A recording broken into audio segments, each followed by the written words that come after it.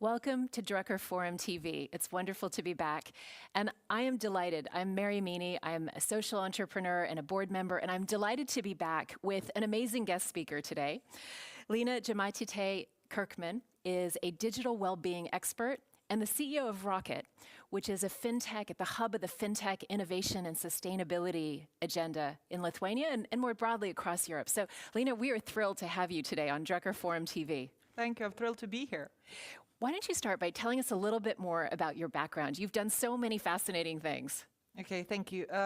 So here I have few roles in my life, but here today I am wearing sort of digital well-being hat. And how I came about with that is that I have a background in organizational psychology. So psychology has always been sort of in the back of my mind, and human behavior is always interesting. But I spent majority of my life working for consultancy firms or tech companies, and now I'm sort of heading up the innovation center, working with startups, looking how the the front seat, seeing how the technology is evolving. So the sort of psychologist in me keeps asking, so how is this rapidly changing technology and sort of the work I witnessed firsthand by working with these companies, how is it affecting us as humans? And that's where the digital well-being comes. So the sort of my work experience in the technical side and also the psychology background marries beautifully in this topic. Fantastic. Now, the theme for the Drucker Forum this year is all about the knowledge economy and radical, practical ideas to advance knowledge work. So I'd love to get your thoughts about how do you see knowledge work changing? Okay, so it is definitely changing. So the knowledge work, we all know, the term has been coined by Peter Drucker, 50. Since then, our work has changed so much. I think the work that we do today, we possibly started doing around 90s. It's the work that digitally connected, non-routine tasks, complex problem solving, is what we actually call today's knowledge work. And that has changed a lot recently through the digital revolution and the tools that we use, the connectivity, already household names of Zooms, Teams, Slack, and everything that we use without even thinking. But we haven't been using that for that long. Obviously, the big thing now is the AI, and how will that change? I think we don't know how it will change, because we have so many unknowns, and there will be consequences that we haven't even predicted. But as the saying goes, you can't predict the future, but you can minimize the surprise. So I think we can minimize the surprise of how AI will affect us by looking a little bit retrospective and seeing how this recent digital revolution since approximately 90s has affected us. So it made us both more productive and less productive. So maybe let's start with the positives, right? Okay. So what do you see as the biggest benefits, both of what we've seen and what you anticipate for the future? What are the biggest assets, the biggest opportunities that we have?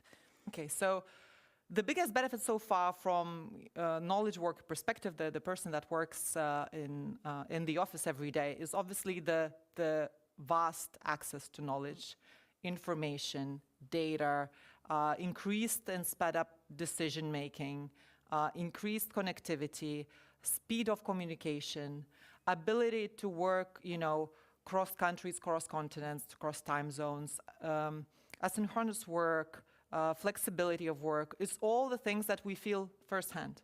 Like we can do that, right?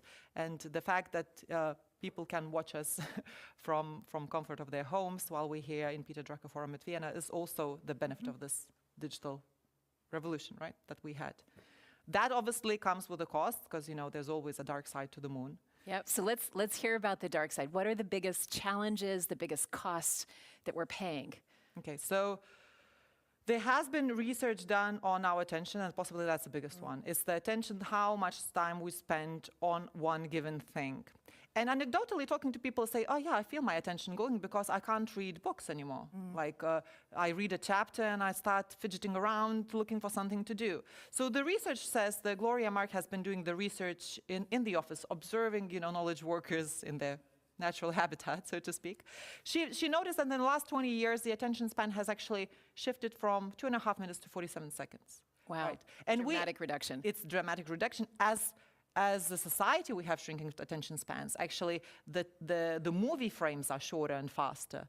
The trends, like there was, I think, the Twitter hashtag trend analysis shows that the topics are trending for a shorter time, right? Because there's something new coming on. There's always something new. So we don't hold our attention for very long for on one given thing. That sort of then tips our ability to do the deep work and focused work and deep thinking, which majority of the complex problems requires the deep thinking and focused work, right? That's shrinking. Now, we've talked a little bit about this attention deficit disorder and how our attention spans are shrinking. But earlier today, you also talked about how we're not just more distracted, we also feel more disconnected and sometimes even more depressed. Can you talk about some of the other risks and challenges? Yes. So the disconnection comes from the fact that we worry more about being responsive than in the relationship. So also this is, I'll reverse back. The disconnection actually comes from this remote working as well. The other side is that people feel disconnected. They don't feel part of our organization because they don't have the relationship. If I work from my kitchen table, it does not really matter for me who I work for, right? And the recent research that has been shown that people who use AI at their work more for queries, like asking questions. Instead of asking a colleague, I'll go and ask AI chatbot or ChatGPT or whatever I may be using. They actually, their weak ties, the ones that we have with our colleagues, is even weakening. So that means my social circle, even those weak ties that I have at work, are important for my well-being and feeling connected to people, because that's really the people that keep people at work. If you ask why people leave, they say bad managers. Why they stay at work? Colleagues, right? So if my ties with the colleagues weakening because I don't have a quick water cooler chats, or even I don't go with a question to them because I outsource everything with AI, I feel more lonely. So Gen Z is the loneliest generation now, and it's also a lot to do with the social media thing, because there we are ranking each other and comparing each other rather than linking with each other. That is absolutely fascinating. And one of the things that I find really interesting is how, we shifted to remote work because of COVID, because of the pandemic. And for many organizations, actually, it was remarkable how quickly and how effectively they were able to move to remote working, largely because they had social capital. They had those connections, they had those relationships. But now, with more and more people working remotely, those connections, as you say, are eroding. And so one of the questions is, for organizations, for leaders, how do you really rebuild some of that social capital, some of those connections, the relationships? It's actually, I think, a lot to do with giving people autonomy and actually, because it's, there's this big debate, go back to the office or work remote. And I think there is no straight cut answer because it's all in context. Usually, the reason managers want people to come back to work to the office, because they say you'll have more connections, people feel like they belong to a bigger group. There is research that shows that if we need to brainstorm or come up with creative ideas, that happens better in person than on Zoom. So there's a lot of good reasons for people to come back to the office. At the same time, one of the reasons is because lack of trust. So the managers don't trust that their people are really working and they're really being productive when they are working from home. Only 12% of managers say, I fully trust that my remote team is Only 12%. Only 12%. Whereas 80% of people say, when I work, I work. So I'm productive 87% of the time. Whereas 12% of managers say, I don't think so. I don't believe that. So then it's either, two things happen. Either the proxy for the productivity becomes how responsive you are, how quickly you answered my email, how quickly you answered my message, how many meetings have you attended. And that has its ripple effect because it erodes my productivity, because I worry about looking productive than being productive. I worry about not missing a message or an email rather than actually completing the work that I'm supposed to do. So that's one. Or the other way, we could say that the managers say, that's it, 5 days a week, you back. But this is also not good because that does not give any autonomy. And people like working from home because they say it saves us travel time.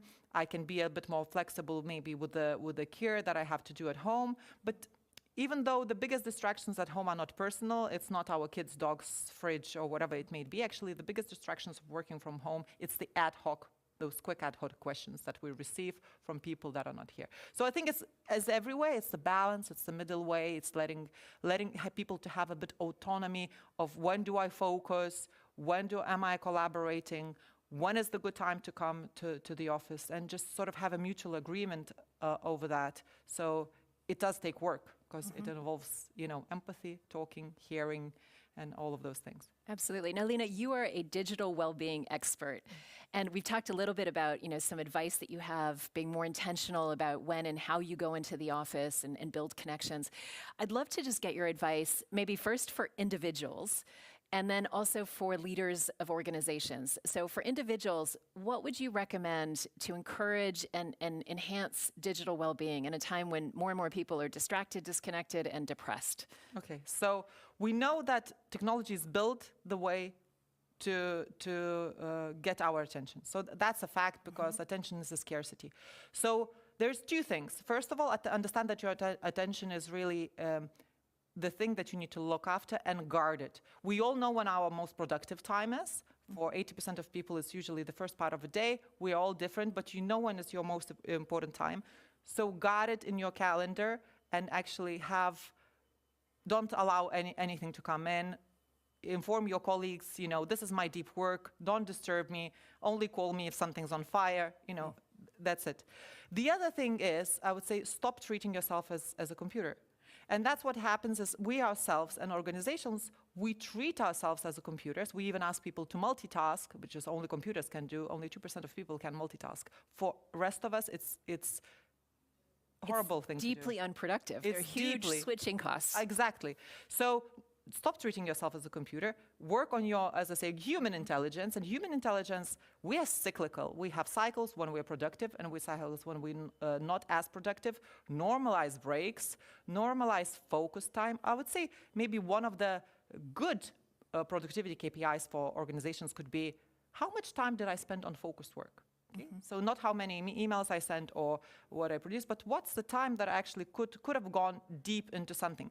Because there's also research says that to go deep into the topic, and it's a bit like starting to drive a car, right? We go first gear, second gear, third gear, and then, we're really going fast now. We into topic, we working. It can take half an hour to 40 minutes.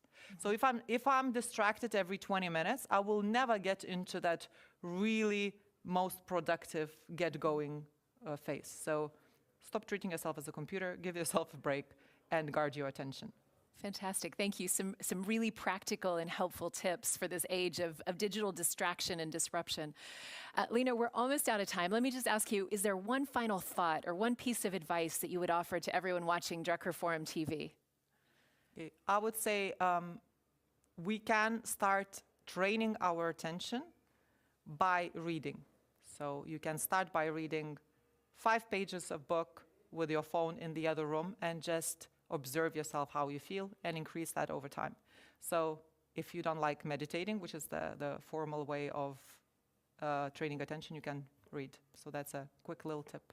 Thank you so much, Lina. We really appreciate all of your time and your insights. Thank you for joining us. Thank you. Pleasure to be here.